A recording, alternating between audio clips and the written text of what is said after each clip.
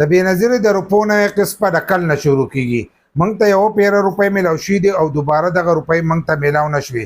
ځینې نوي کسان دي کال یو نیم کال مخکې رجسټریشن کړی دی او هغه وایي تر اوسه پورې مونږ ته دا روپۍ میلاو نه شوې.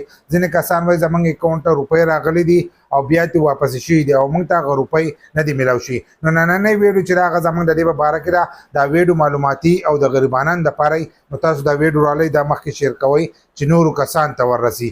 بل دا د دې لایک شیر مونږ ته دغه پیدا چې مونږ ته دا پته ولګي چې ستاسو دا ویډیو چې دا خوښیږي. بل زموږ په ویډیوګانو باندې ویوز چې دي نن سبا ډېر کم راځي د فیسبوک د طرفه. نو تاسو له هم پکار دی چې زموږ دا ویډیو چې دا مخکې شیر کړئ چې نورو کسانو ته وررسي چې د دې سره زموږ د ویډیوګانو دا ویوز چې دي دا لږ اوچت شي. نو کومو کسانو چې دا تپوس کړی چې موږ ته زموږ اکاؤنټ ته روپۍ راغلي دي او زموږ د اکاؤنټ نه روپۍ چې دي دا واپس شوي دي.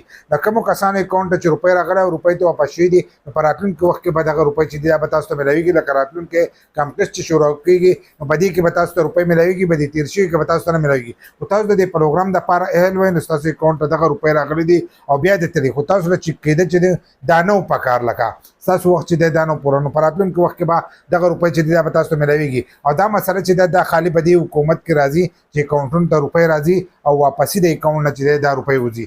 دغه شانتې ځینې کسان وایي موږ ته یو پیره دا روپۍ میلاو شوي دي او دوباره نه دي میلاو شي. نو کم کسان چې دا تپوس کوي چې موږ ته یو پیره میلاو شي، نو دا یو پیره میلاویږي په 3 میاشتو کې.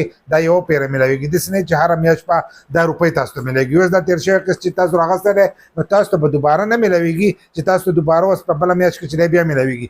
3 میاشتې به تاسو صبر کوئ، 3 میاشتې پس چې دی دغه روپۍ به تاسو ته میلاویږي. په دې کې ځینې نوي کسان هغه دي چې کال یو نیم کال هغو مخکې رجسټریشن کړی دی او هغه وایي تر اوسه پورې موږ ته روپۍ میلاو نه شوه. نو اول نمبر خو تاسو له پکار دی چې خپل اهلیت وګورئ. که تاسو د دې پروګرام دپاره اهل یې نو تاسو ته به روپۍ میلاویږي. که تاسو د پروګرام دپاره اهل نه نو تاسو ته به دا روپۍ نه میلاویږي. نو که کال یو نیم کال ستاسو شوی او تاسو د دې پروګرام دپاره اهل یې نو په راتلونکي قسط کې به انشاءالله ډېر کسان چې دي هغه به شاملوي. نو تاسو به هم په هغې کې چې دی شاملیږئ به. په دې کې ځینې کسان دا تپوس کوي چې نوی قسط چې دی دا به د کل نه شروع کېږي. نو په نوي قسط باندې چې دی د دې نه مخکې هم موږ ویډیو کړې وه او موږ تاسو ته ویلو چې دا هر 3 میاشتې پس شروع کېږي. خو اوس دا حکومت چې شروع شوی نو دوی والا سیسټم جدا کړی دی. تېر شوی قسط چې دی هغه تاسو ته په دوکانونو کې میلاو شو، لکه تاسو هر ځای کې چې دی خپلې روپۍ راغستی شوې. اوس دا قسط چې دی دا به تاسو ته دې ځل بیا په کیم سیټ کې میلاویږي. نو چې په کیم سیټ کې میلاویږي د کومو ضلعو نوم راغی نو په هغه ضلعو کې چې دی دا به شروع کېږي. خو د هغو له طرفه دا وینا شوې ده چې د اګست اخرنۍ هفتې ته او د ستمبر اولنۍ هفته چې ده په هغې کې به دا روپۍ چې دي دا به تاسو ته میلاویږي. نو چې کله د اګست اخرنۍ هفته شي نو دا به اکاؤنټونو ته راځي. کیم سیټ چې دی هغه به قایمېږي. لکه د دې ځل دپاره چې کوم کیم سیټ دی هغه ځایونه چې دي هغه به برابروي. نو د هغې نه وروسته چې دی دا روپۍ به تاسو ته میلاویږي. چې کله کیم سیټ دغه شو او د ضلعو نومونه راغلل نو په هغه ضلعو کې به شروع کېږي. داسې به نه چې په ټول ملک کې به په یو ځای باندې شروع کېږي. نو د اګست په اخرنۍ هفته کې یا د ستمبر په اولنۍ هفته کې چې دی د هغې نه وروسته پته لګي